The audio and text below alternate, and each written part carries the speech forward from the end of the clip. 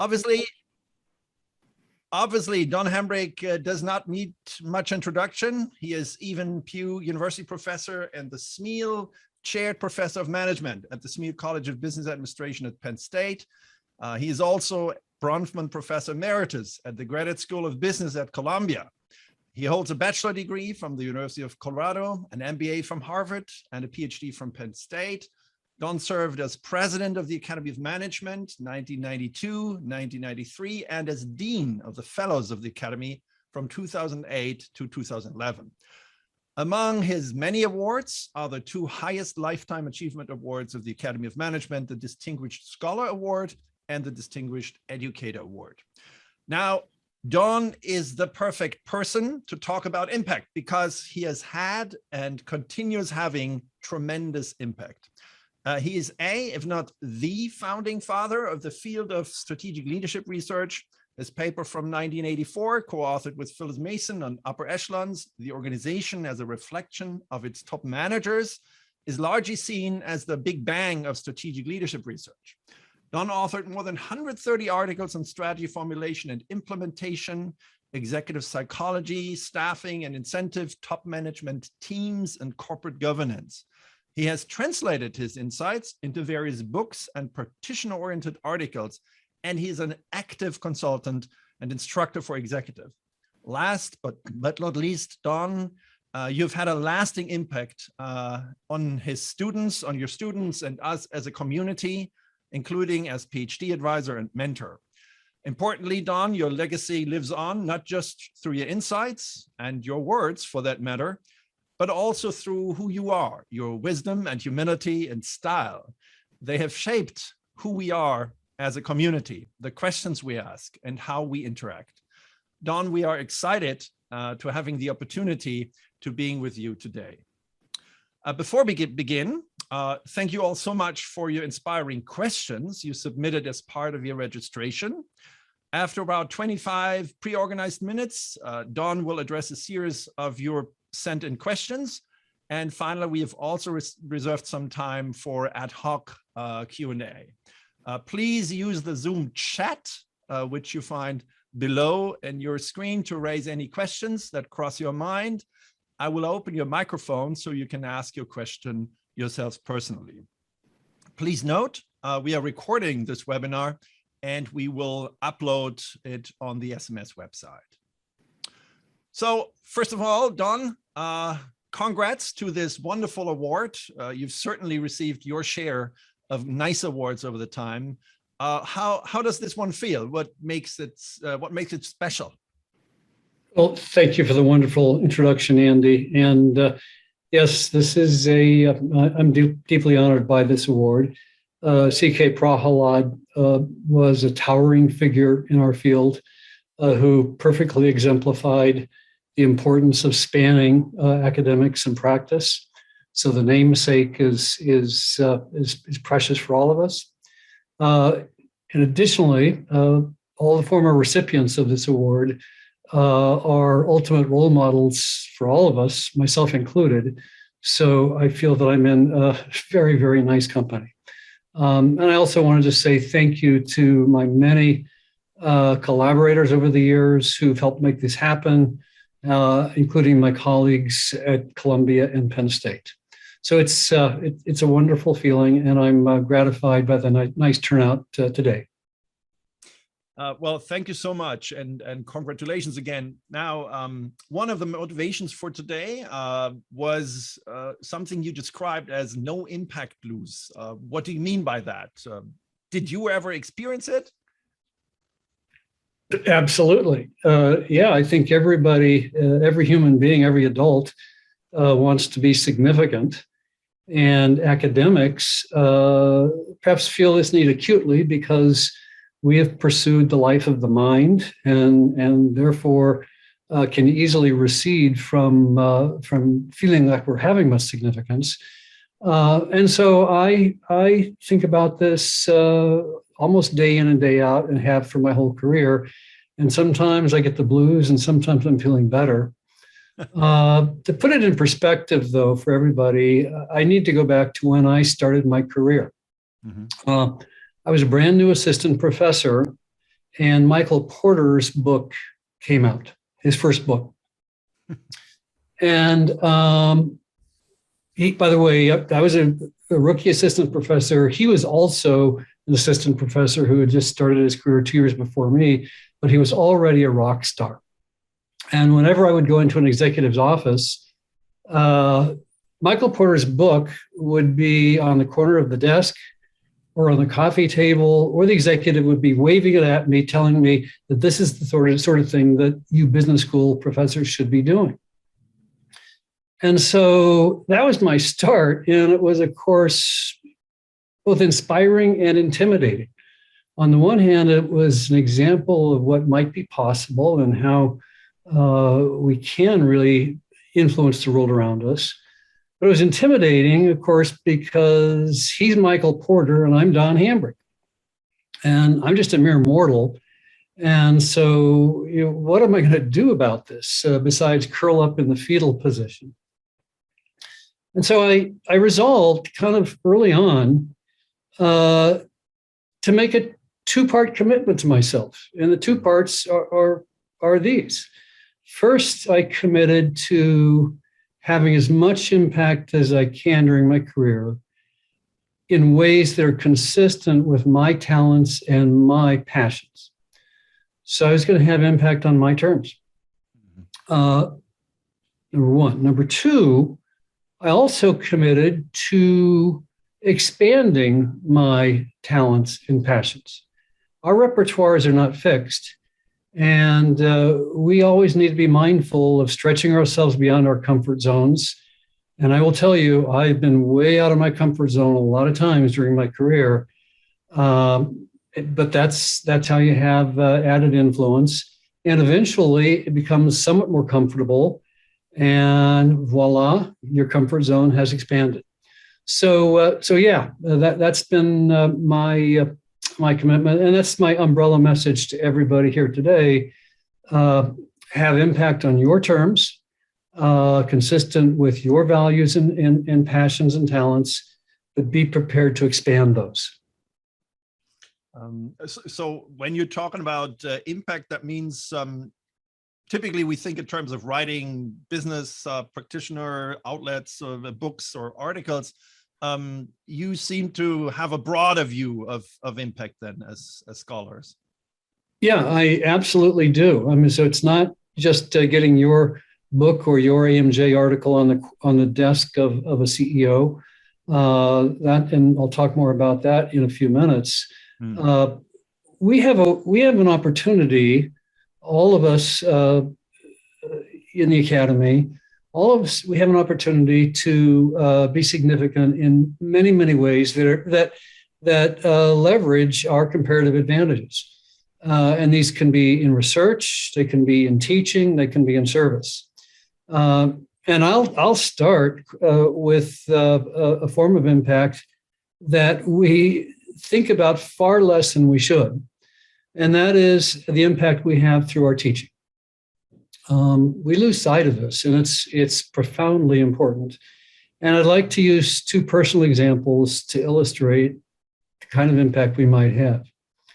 The first example is from my early days when I joined the faculty at Penn State. I had just joined. I heard a knock on my office door. I went to the door, and there was a man standing there in a suit and tie, just a few years younger than me. I was about 55 at the time, and he was maybe 48, 50. And he said, "Professor Hambrick, I wanted to come by and say hi. You're not going to remember me. My name is John, and you taught me my undergraduate strategy course 25 years ago." So I quickly do the math, and sure enough, it was exactly 25 years before that I did my very first teaching when I was a doctoral student at Penn State. So the math worked out, and I said, "Come on in, John. Great to see you." And he sits down and he starts regaling me with his detailed recollections of almost every case we discussed in that course. And he goes on to say that the reason this is all stuck in my mind is that the course made a very big difference for me. it was only in that course that I came to realize that I wanted to be something much more than an accountant, which was all I was intent on being. That's all I'd promised my parents I would be. But I could see that I really wanted to be a manager and be in a leadership role at some point. And I said to John, John, that's the sort of thing that makes a teacher pretty happy. I didn't get your last name, and what are you doing? What are you doing these days? He said, "Oh, I'm sorry. My name is John Surma, and I'm now the CEO of U.S. Steel." So there you go. He was on the board of trustees at Penn State at the time, and decided to come way across campus to pay me a personal visit. Now, my point here, of course, is not that I taught somebody who went on to become a big-time CEO.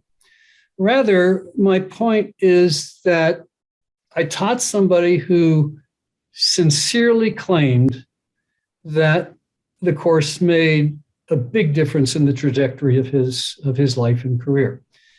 Teaching is a high responsibility, and we need to always remember that. And we have a chance to affect people in many ways, professionally, as better citizens, even better family members, and so on. So let's just keep that in mind. That's my first example. My second example is also fun, but in a very different way.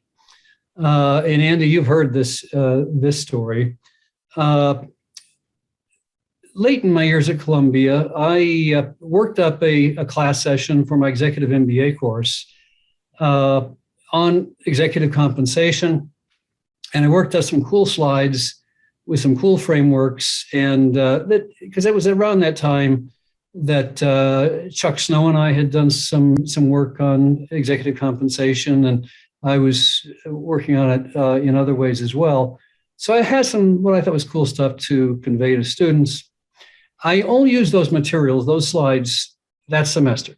I don't know why I never kept them alive. I just didn't.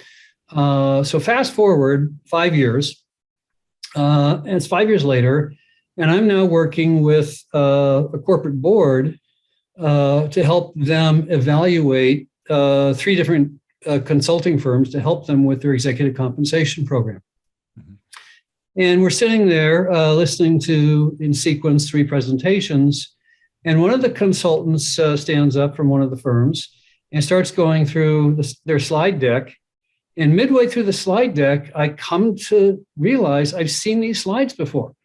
These are the slides I used like 5 years ago, one time, and now they're part of their slide deck. Now, obviously, one of the students in that class had joined the firm, whether they were still with the firm or not, who knows, but this had now become part of their shtick and part of their toolkit. Now, at one level, I was kind of miffed. I mean, this is my intellectual property, and where's my name on these slides? But then as I sat there, I got more and more tickled, because as teachers, we give away our intellectual property all the time. That's what we do.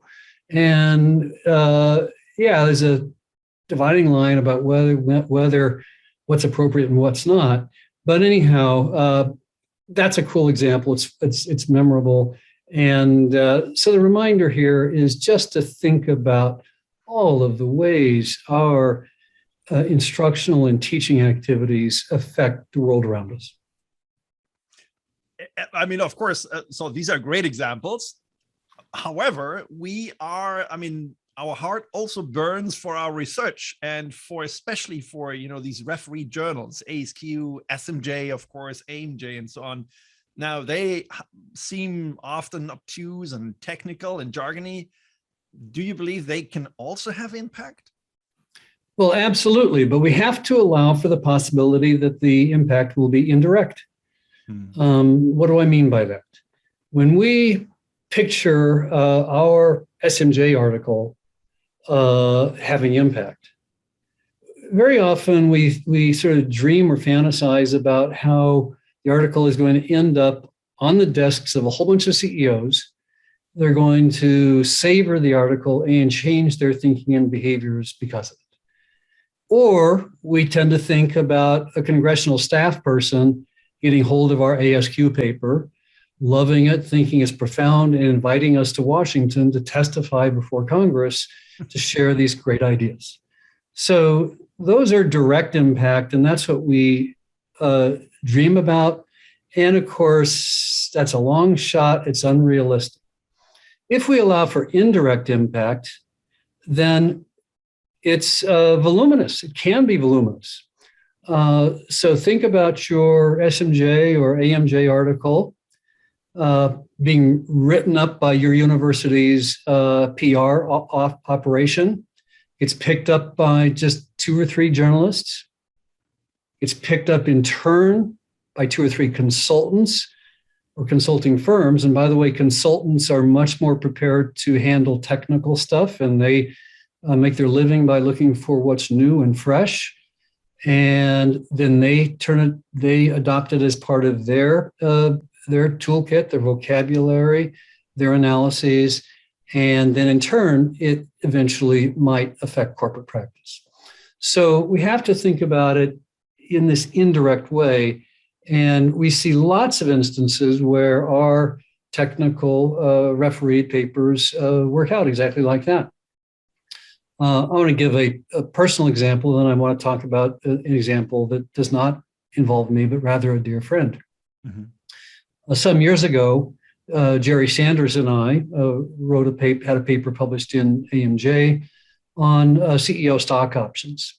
And the paper especially talked about and demonstrated empirically the dark side of stock options when they start making up too much of the person's pay package. And we were able to show that stock options not only engender CEO risk-taking as they're supposed to, but at beyond certain levels, they start inducing careless risk-taking and generate more big losses than big gains for companies. The Academy's press operation wrote that up. Journalists contacted us. And before you know it, I've got a couple of consulting firms contacting me, wanting me to clarify exactly how we did the analysis, what we found, and so on. And I then heard later from them that they started adopting it as part of their prescriptions and analyses to their clients. And I don't want to overstate this because part of my message today is to be able to think in kind of modest terms. But our paper contributed to the reining in of CEO stock options in America. And that's the way it's supposed to work. Now, let me just give one other example. This involves a dear friend, Mike Tushman. A few weeks ago, I was at an affair and a senior executive came up to me and like out of the blue started talking about how his company was committed to organizational ambidexterity. And he wasn't just saying the word, he was saying what it meant. He was talking about all of the detailed practices they were trying to develop to achieve ambidexterity, which all of you on this call know means the simultaneous pursuit of both innovation and efficiency. And the guy was talking as though Mike Tushman was on his shoulder. And so he understood everything that went with this concept. And I got to thinking about it. And Mike, of course, has had an amazing career. But the whole point is that Mike's ideas and developed with Charles O'Reilly, Mary Benner, and others originated in refereed research, coupled with Mike and Charles's consulting, then later practitioner works by those guys, and then more and more academic works on ambidexterity, and on and on and on. So I happened to meet one executive out of probably thousands in the world who know a lot about organizational ambidexterity, but the origins are in refereed research. And just to close up, Mike and Charles and Mary and the people who developed this concept also owe a lot of their ideas to the academics who contributed before them. Mm-hmm. Jim March, Exploration, Exploitation. Miles and Snow, Prospectors versus Defenders versus Analyzers. Lawrence and Lorsch, Differentiation versus Integration. So my key point here is that the academic enterprise is cumulative and it is seamless. And we all contribute in perhaps modest ways or major ways, but it grows over time. And those of us who have a chance to do or have the good luck for our work to be seen as, quote, major, we all owe so much to all of the works before us. Yeah, that's, again, super interesting examples and powerful. Now, these scholars, or perhaps when you thought about your refereed writing, is there any way to enhance this impactfulness, this indirect impactfulness? So when you write, do you think in these terms, and what do you do in order to improve the odds? Yeah, I tend not to write refereed papers with an eye toward them being picked up by journalists and so on. I hope that might happen. But in looking back on my works that have achieved some widespread note, and when I think about organizational ambidexterity and all of the many other prominent contributions that come out of refereed research, a couple of things crossed my mind, and I fear that these will sound trivial because they're or at least obvious.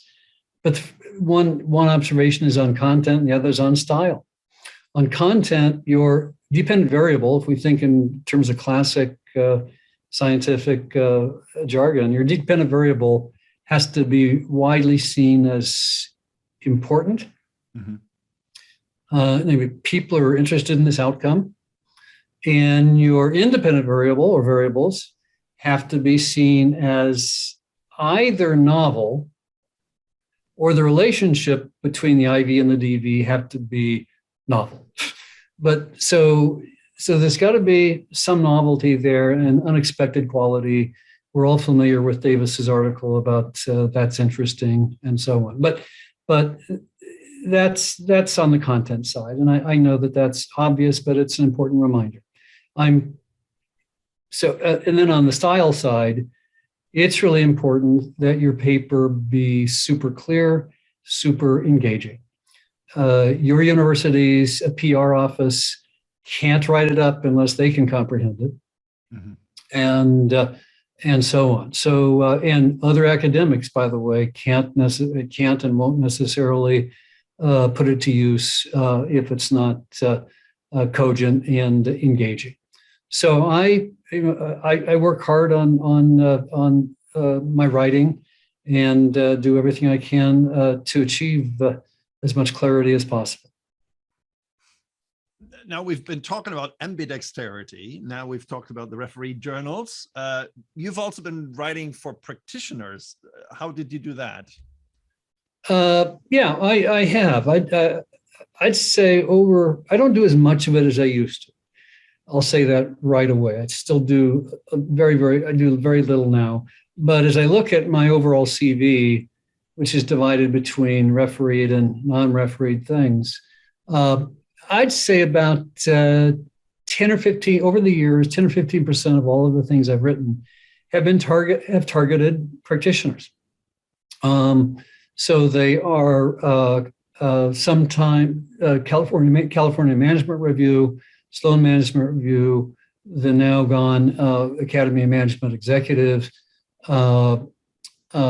edited books, articles for the Financial Times, and so on. So I do a bit of that, and I've taken satisfaction in it. Did you have a follow-up question there? Any advice here? So how do you do that? Yeah, so a couple of quick things without getting into the nuts and bolts. The first point is rather philosophical, and that is that I think all of us owe it to ourselves and owe it to the world around us to step back every 2 or 3 years and reflect on the refereed research we've recently been doing, mm-hmm.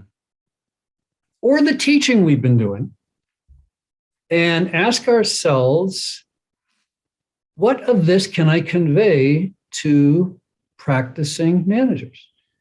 And you'd be surprised at how often you'll be able to extract nuggets that can be turned into entire Stone Management Review articles or whatever that are fresh, that either come out of that are your own syntheses of your refereed work, or your own cool interpretations of teaching ideas you've been conveying to your students over the last couple of years. So I try to do that pretty regularly.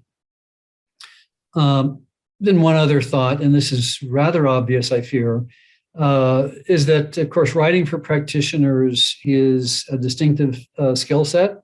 It's a different kind of writing. I don't want to say it's harder, because writing for referee journals is hard too.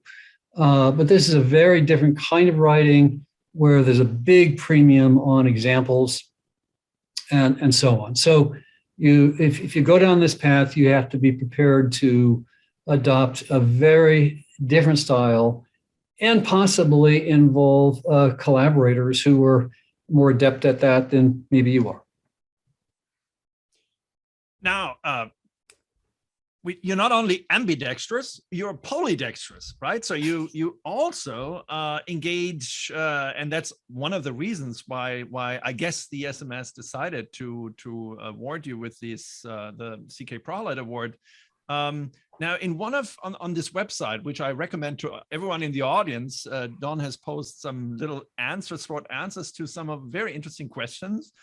In one of your responses, you compare academic consultants to strategy consultants.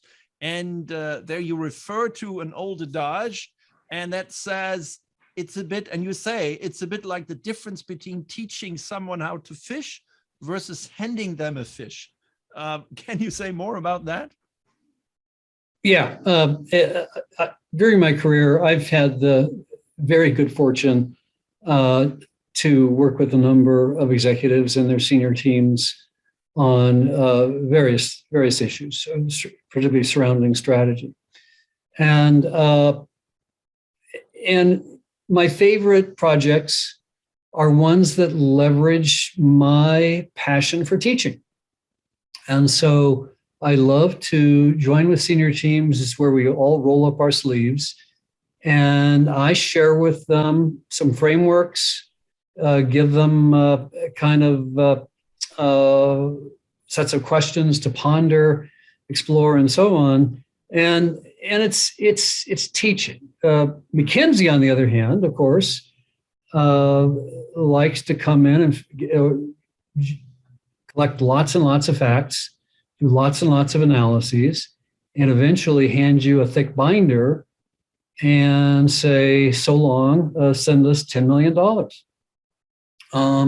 And so it's very different. By the way, the other complementarity between academic consultants in big consulting firms is that McKinsey is only interested in projects that involve thousands of billable hours.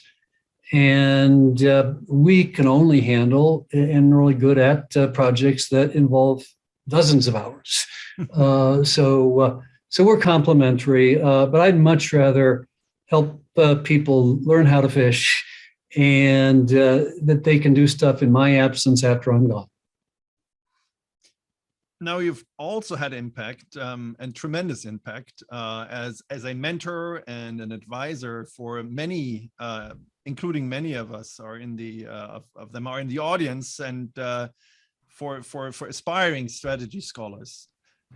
What are your golden keys? How have you been so successful in this regard?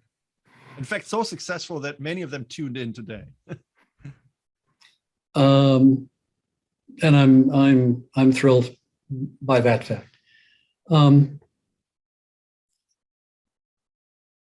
People ask me ask me this all the time.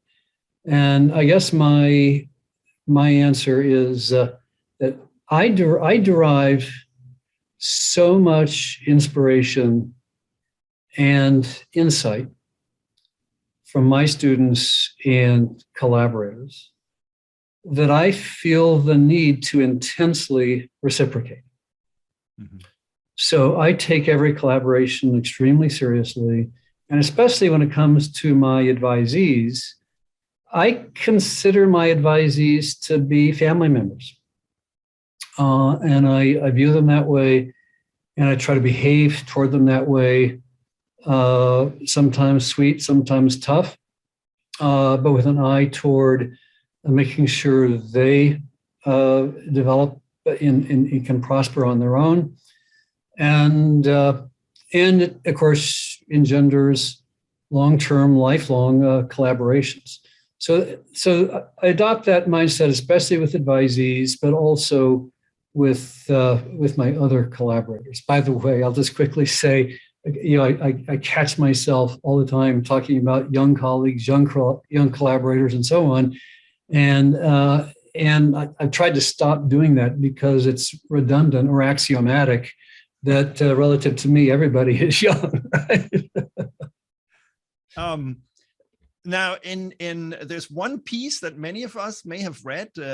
It's your famous 1993 address as a president of the Academy of Management, published in the AMR, and there you kind of casted a broad vision of our impact. Now, there are some, and Erwin Daniels, who's in the audience, also mentioned this, that some say that academic research is actually, since then, has become increasingly irrelevant.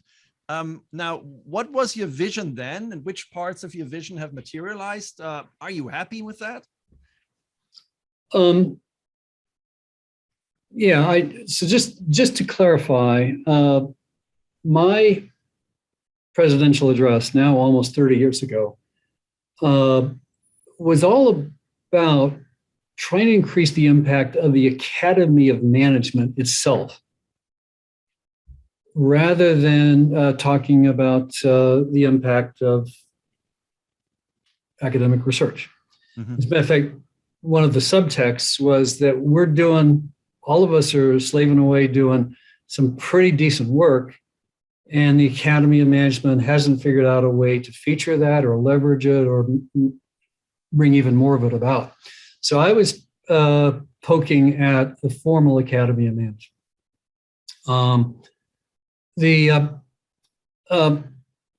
And I know exactly what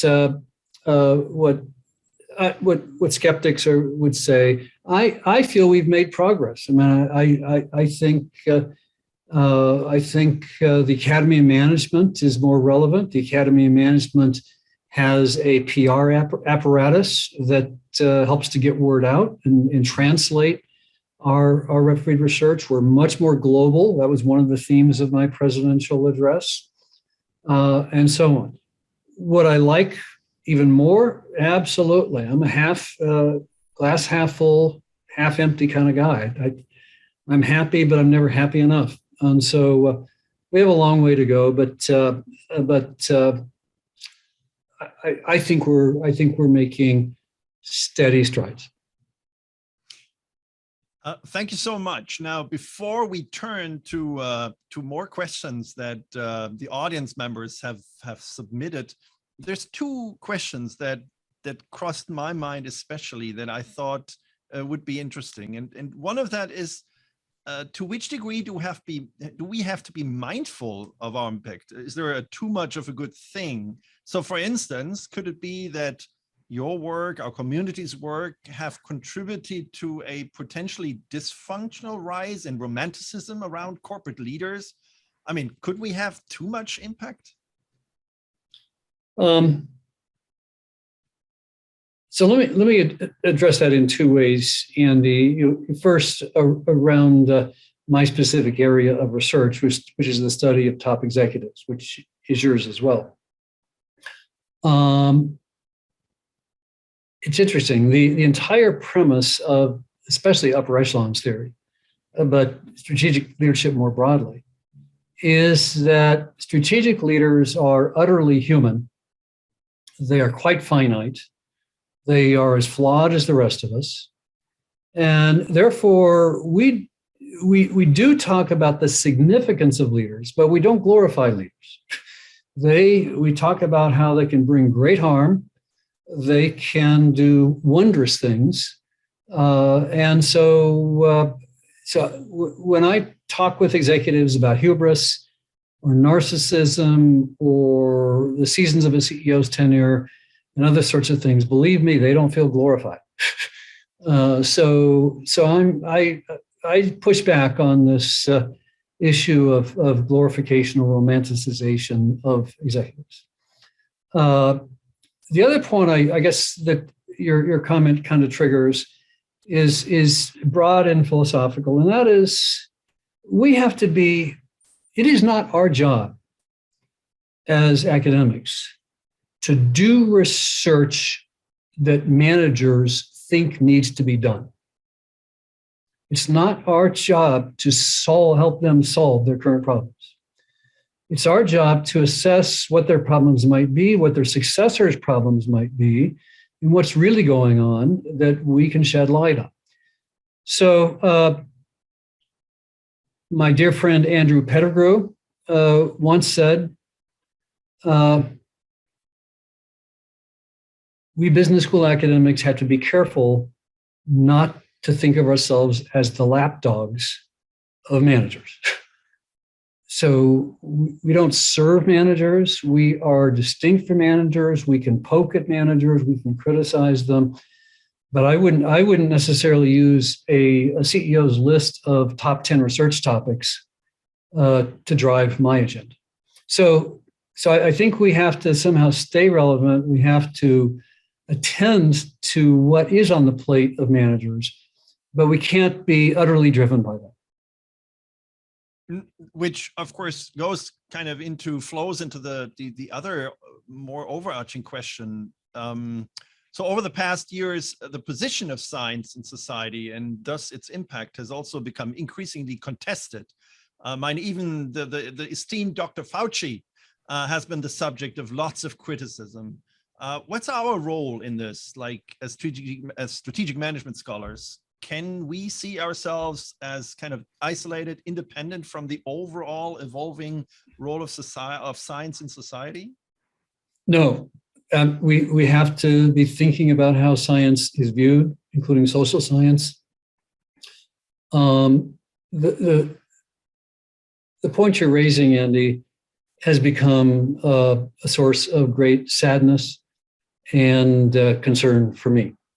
I'm not sure how all this happened. I'm not sure how all scientists and social sciences have contributed to the problem, but we have to be mindful of it and be thinking about how we can correct it, rectify it, if not quickly, at least steadily and gradually. So I don't have any great insights except to say that I think about it quite a lot.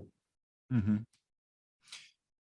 Thank you, Don, so much. Now we have had a lot of questions pre-submitted. Here are a couple of them. One that kind of popped up in various remarks was, how can we make sure reviewers and editors recognize impact and use it to assess manuscripts? The person who asked the question said, in my opinion, most don't have a clue. I can see that point. I think that editors and reviewers have so many criteria that they're trying to attend to that very often they don't think about impact in the way that we're talking about it here today. I do think that editors, especially, maybe more than reviewers, but maybe editors and reviewers, are always trying to look at a manuscript with attention to its apparent importance, its important significance for altering the discourse in our field, I think it would be rare that they would subconsciously use the word impact. But I think indirectly they're kind of concerned about significance and impact. But I would actually join the criticism that was raised by whoever raised the question and implore reviewers and editors to be much more attentive to the apparent significance. By the way, that allows for indirect impact, the way I described earlier. So the test is not whether a CEO is going to pick up and love this paper. The test is whether it can be translated and built upon in ways that eventually will affect practitioners' mindsets and behaviors. As you talk about translation, another question raised was that universities and scholars receive increasing pressure to deliver on societal impact as kind of a third mission next to research and teaching. Now, how should we assess or measure or evaluate that kind of impact? Any ideas in that regard? By the way, that's also a question that people wrote in the chat. Yeah, I know that in some countries, this is a really a big agenda item coming from government authorities, education authorities, and so on. So it's something we got to get our arms around. I'm skeptical about how to do this. The logical alternatives, or the most apparent alternatives, I think are kind of defective. One alternative is to come up with a very elaborate measurement machine that somehow counts or measures who knows what, but it would be very, very hard to do. It would be quite tedious, if not just also bogus. And the other alternative, which I know some countries and some universities have actually flirted with, is to basically leave it up to individual professors to write up their own statement every year of providing evidence, their own personal evidence of how much impact they're having. And so they go out and try to find snippets of evidence that company X has used this and company Y has used this, and I had a former student get in touch with me, and so on. So it's like formalizing all of the examples I've given during this talk, and that's going to be bogus too. And so I just don't know how this is going to progress, and but I know it's a big hope and a big initiative. As we are now turning to the time is running extremely fast. As we are turning now towards opening up the conversation, I might perhaps, I don't know, Ryan, if that's possible to give participants the microphone? Absolutely. So can we give AJ Coley from Georgia Tech, from the marketing field, which is interesting, give the microphone to allow him to perhaps respond to Don's remarks, because he was one of those who asked, how should we measure impact? AJ, would you be willing to comment? Yeah, sure. I think this has been absolutely delightful. I'm a big fan of Don Hambrick. So it's been an absolute pleasure to be listening to you, Don. Thank you for your comments, and thank you for all the work that you've done. It's been very inspiring. I did have a question for you, and that the question has to do with how does one measure impact? It's kind of easy to somewhat easy to conceptualize it, but if we were asked to quantify how much impact, let's say, the last 10 years of our research, academic research has had, how would one go about that? Well, thanks for the kind words, AJ, and I understand your question. And as I said just a moment ago, the measurement of impact, broadly conceptualized, is a mystery to me. I just don't know how we're going to do it. And I fear that government authorities or university authorities are going to develop ways that are bogus or that are exceedingly time consuming, or both. By the way, that's the greatest fear, is that it'll be really elaborate but ultimately invalid. So AJ, with great respect for the question, I'm in the unenviable position of having to shrug my shoulders and say, I just don't know. It's going to take somebody smarter than me. And AJ, I'd be curious real quickly, just in 10 or 15 seconds or less, do you have preliminary favorite thoughts? It has to do with, yes, I do. But not completely thought through, but I do. I think one could assess a few things. Number one, the amount of thinking and or behavioral change on the part of the number of people and the status of those people. So let me break that down very quickly in 5 seconds. How many people change their thinking and or behavior? What is the magnitude of change of that thinking and or behavior? And number three, are these high status leaders who change their thinking and or behavior? Because that percolates down. Okay, all right. So that's registered, and we have a big task ahead of us. Thank you.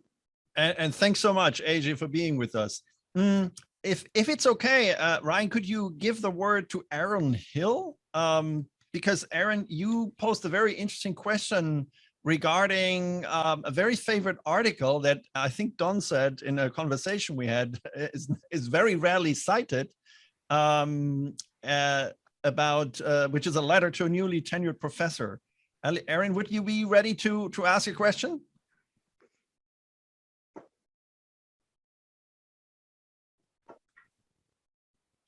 Ryan, can you see Aaron in the list? Yeah, not seeing them on the list. Aaron with 2 A's. There we go. Perfect. Hi, Aaron.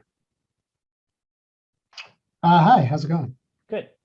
Yeah, thank you for having me on. Andy, thanks for coordinating this and for posing my question. Yeah, so I know we're talking broadly about impact, and one of the things that you can't see my office here, but I have it on my board because it's a good reminder to kind of keep going and uphold the responsibility as that article kind of articulates. So I don't know that I have a broad question, but one thing that I'm curious in is, okay, I'm sitting here as a tenured professor, thinking with the C in front of me. What tips do you have for 40 years of impact and keeping that going? I mean, that's an impact in practice, an impact in teaching, and an impact in research. I'm always curious on kind of what tips have helped you overcome some of those things that you mentioned in your letter to a newly tenured professor.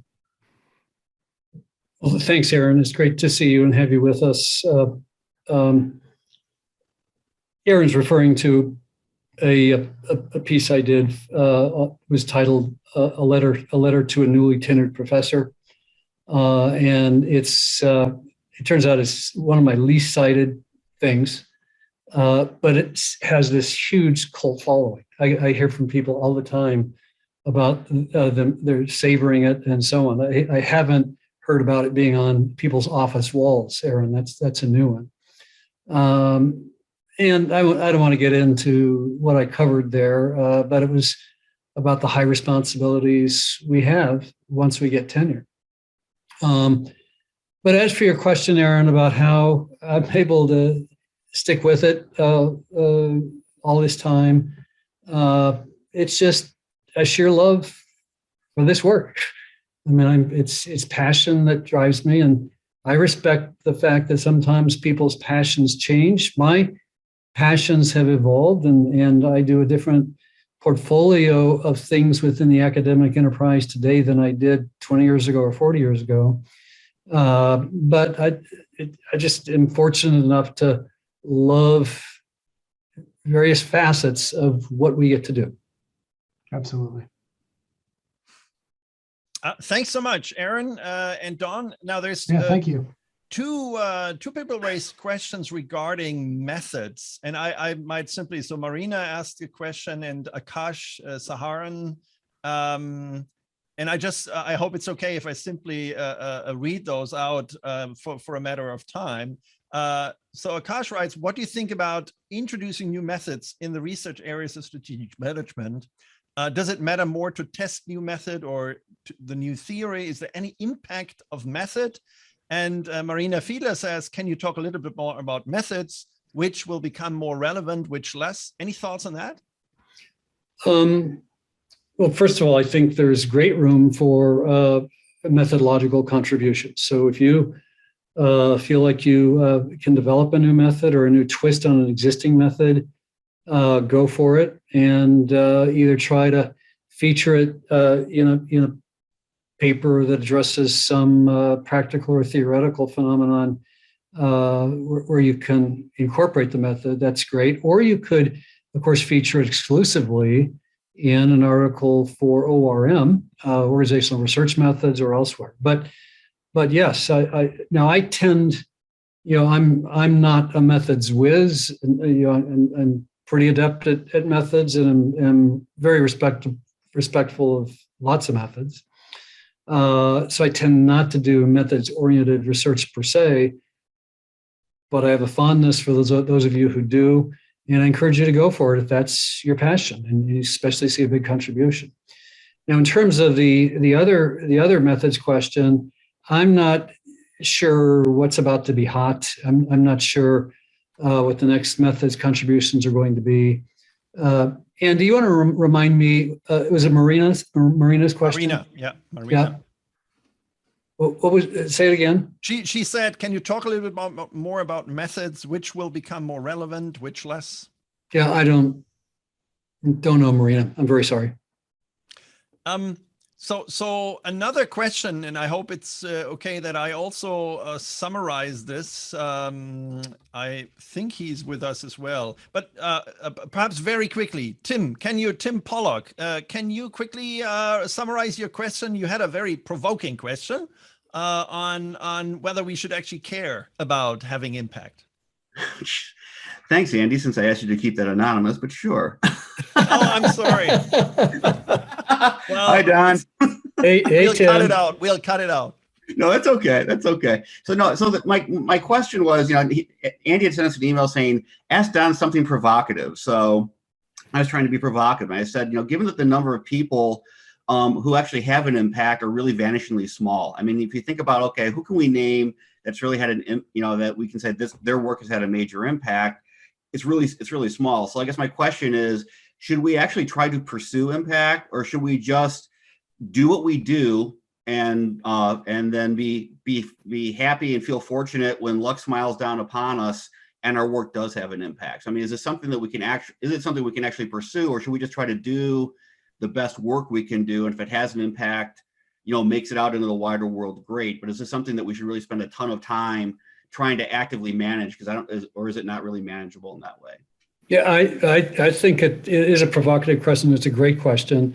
And I actually think the right answer is the one that you're hinting at, and that is pursue your passion, stay true to your skill set, your passion at this moment, bearing in mind that can change over time and maybe should.